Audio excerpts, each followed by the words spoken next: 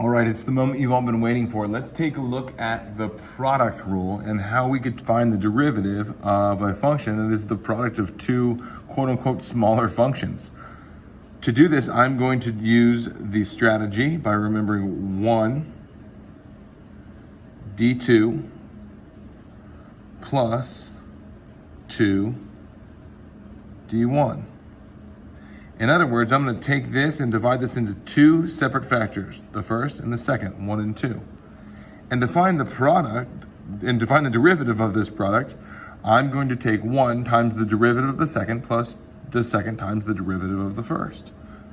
F prime of x equals 1, 3x squared, d2 cosine x, the derivative of sine is cosine x, plus 2 sine x, d1. 6x. And there you go, that's about as simple as I can make it. I could rewrite this as 3x squared cosine x plus 6x sine x if I really wanted to. But that's the derivative of this function.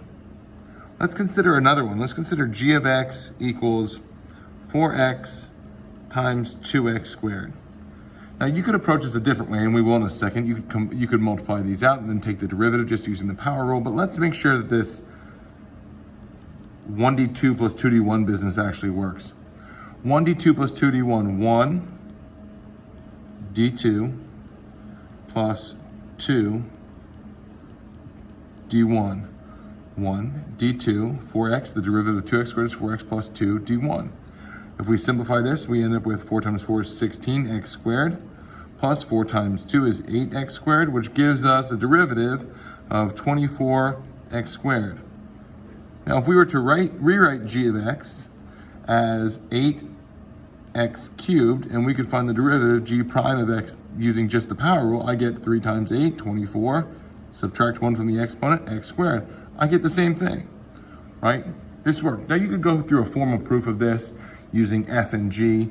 Some people might write this as, so say h of x equals f of x times g of x. And you might see this as h prime of x equals f of x times g prime of x plus g of x times f prime of x.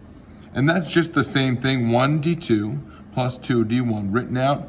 I like this as 1 d2 plus 2 d1 so I can remember it and get it right every single time. One final example, let's take another function, f of x equals, we'll use 3x times e to the x. Let's go to work.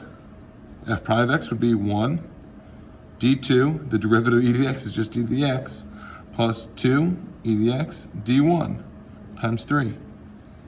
I could rewrite this as 3x times e to the x plus 3 e to the x if I really wanted to, but this is the right answer. This is the product rule, and this is the derivative of a function using the product rule, 1d2 plus 2d1.